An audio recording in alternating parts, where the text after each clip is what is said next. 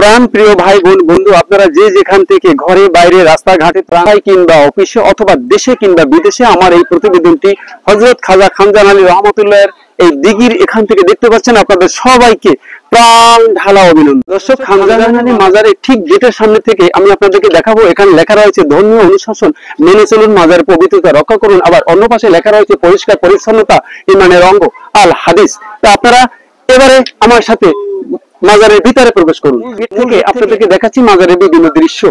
এই যে দেখতে থাকুন, এখানে লেখা আছে। আবার এই মাজারের ঠিক পশ্চিম পাশে রয়েছে জামে মসজিদ। আমি কিন্তু একবার এই জামে মসজিদে রমজান মাসে ইফতার করেছিলাম। এখানে বসার সুন্দর জায়গা রয়েছে এবং এখানে এই যে জায়গাটা দেখা যাচ্ছে, এখানে কিন্তু মহিলারা বসে ইফতারের জন্য এবং এর ভিতরে এখানে বসে কিন্তু পুরো মাজারের এখানে ঢুকতে এই গেটে দেখা যাচ্ছে কিছু নিয়ম কানুন লেখা আছে, যেখানে লেখা আছে বিসমিল্লাহির রহমানির রহিম। মাজারের নিয়মাবলী: মাজারের পবিত্রতা রক্ষা করুন, মাজারের ভিতরে কেউ নামাজ পড়বেন না, মাজারের ভিতরে কেউ সিজদা করবেন না, মাজারের ভিতরে ছবি বা ভিডিও করবেন না, মাজারের ভিতরে জুতা নিয়ে প্রবেশ করবেন না, আদেশ কর্মী কর্তৃপক্ষ।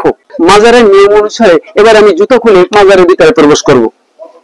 এখান থেকে প্রবেশ করতেই লেখা দেখতে পাচ্ছি হযরত খাজা খানজান আলী রহমতুল্লাহ রওজা মুবারক। এবার আমি রওজা মুবারকের ভিতরে প্রবেশ করব। এখানে মহিলাদের ঢোকা নিষেধ বিধায় মহিলা ঢুকতে পারবে না। তো আমি নিজেই ঢুকে যাচ্ছি, আপনাদেরকে দৃশ্যগুলো দেখাচ্ছি।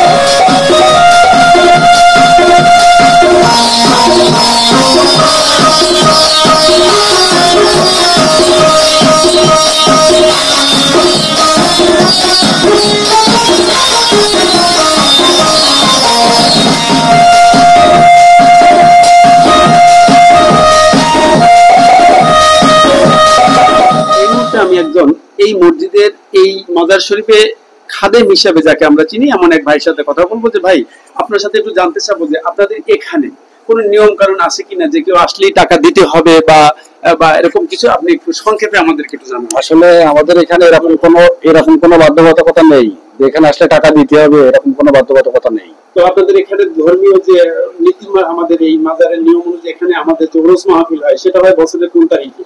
24-25 অগ্রহণ মাসে 24-25। কি পরিমাণের লোক হয় এখানে? তা প্রায় 1.5-2 লাখ।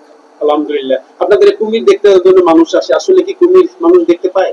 হ্যাঁ, প্রতিদিন বিকেল বেলায় তো কুমির দেখতে পায়। হ্যাঁ।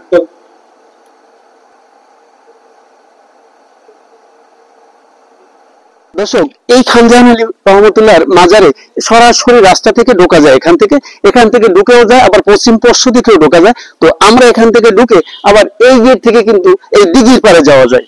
এই গেট থেকে আমরা এবার দিঘির পারে যাব এবং আপনাদেরকে দিঘি দেখাবো।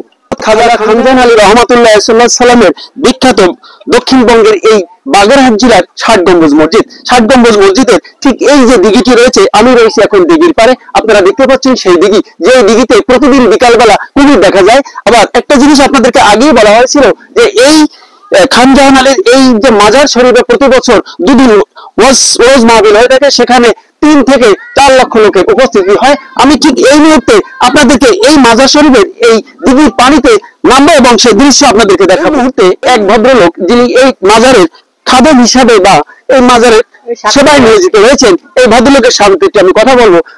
দাদা বা ভাই, আপনার নামটা প্লিজ? মহাসিন। আপনার দেশের বাড়ি কোথায়?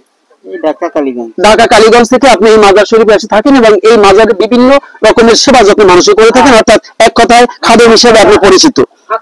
আপনি খাদেম হিসেবে পরিচিত। সর্বোপরি এই মাজারে থেকে আপনি কিরকম তৃপ্তি পান? ওই ডেলি 150-200 টাকা তাই খাই। এই টাকাটা দেয় কি আপনাকে? আমি শাক বেশি আর কি, কেবল দিয়ালো শাক একজন 50 টাকা দিয়েছে, আর 150 টাকা 200 টাকা। মানে আপনি এই মাজারের সেবা যত্ন করে থাকেন এবং আপনি নিজে ইনকাম করে এখান থেকে খেয়ে থাকেন। সর্বোপরি খাবার আসলে ধরি। সর্বোপরি একটা বিষয় হচ্ছে, এই মাজারে যারা মুরগি, হাঁস, ছাগল নিয়ে আসে, ওটাকে আপনারা সরাসরি কুমিরকে খেতে দেন? প্রিয় মাছ আছে, কুমির তো সবসময় আসে না। আচ্ছা, তারপরে কি করেন? তারপর ওরা বিক্রি করে যাবে। এই মূলত এই যে খাবারটা দেয় কুমির খায় না, এটা আবার কিনারায় ফিরে আসে। যখন কিনারায় ফিরে আসে তখন এখানে যারা নিয়োজিত থাকে তারা ওটা আবার তুলে নিয়ে যায়, নিয়ে ওরা কি করে? আবার বিক্রি করে। ওরা আবার বিক্রি করে। মানে এভাবে যতবার হবে ততবার বিক্রি হবে। আলহামদুলিল্লাহ, আপনি সত্য কথা বলার জন্য, বীর পুরুষ, সোনার বাংলার গর্বিত বাংলাদেশের সৈনিক, আপনি সত্য কথা বলার জন্য আপনাকে ধন্যবাদ। প্রিয় দর্শক, আপনারা একটা কথা মনে রাখবেন যে এই খাজা খানজান আলী রহমাতুল্লাহর এখানে কোনো মুরগি বা হাঁস কেউ যদি নিয়ে আসেন, পানি থেকে ফেলা হয়, ও আবার কিনারায় চলে আসে। যখনই কিনারায় ফিরে আসে, এখানে নিয়োজিত ব্যক্তিবৃন্দ যারা থাকেন ওটা কিন্তু তারা তুলে নেন এবং ওটাকে আবার বিক্রি করেন। এক কথায় তার মতো হলো, কে নিয়েছেন তা জানি না, পানিতে ফেলেছেন তাই শেষ। বাগেরহাট খানজাহানির দিঘির পারে বাচ্চা যারা রয়েছে তারা কিন্তু মাছের খাদ্য বিক্রি করে। তার কারণ হলো এইখানে মাছের খাবার দিলে প্রচুর পরিমাণে মাছ দেখা যায়। আপনারা যারা এখানে ভ্রমণে আসবেন, আপনারাও এই মাছকে খাবার দিবেন। দেখাচ্ছি, মাছকে খাবার দিচ্ছি, আপনারা দেখতে পাচ্ছেন আমি মাছকে খাবার দিচ্ছি। আপনারা বাংলাদেশে যারা রয়েছেন, ঘরে বাইরে, রাস্তাঘাটে, পথে প্রান্তরে, হাটে কিংবা বাজারে, অথবা যারা দেশ বিদেশ থেকে প্রতিবেদনটি দেখছেন, আপনাদেরকে অনুরোধ করবো, আপনারা যখন খাজা খানজাহান আলীর এই দিঘিতে আসবেন তখন আপনারা এভাবে মাছকে খাবার দিবেন। সুন্দর মাছ দেখতে পাবেন।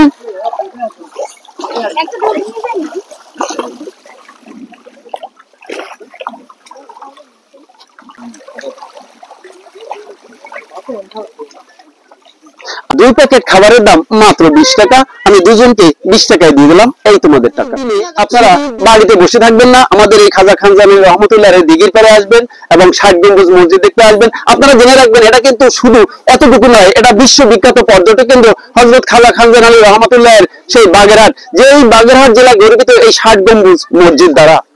দর্শক, আপনাদেরকে আরেকটা জিনিস জানাবো, এই বাগেরহাট জেলা কিন্তু খাজা খানজান আলী রহমাতুল্লাহর 60 গম্বুজ মসজিদ দ্বারাই বিশ্ববিখ্যাত নয়, এটি কিন্তু বিশ্ববিখ্যাত আরেকটি পর্যটক কেন্দ্র বাগমামার বসতবাড়ি, হরিণতরে, দৌড়াতরে, বানকরে, বান্দরামি সেই সুন্দরবন দ্বারা বিশ্ববিখ্যাত।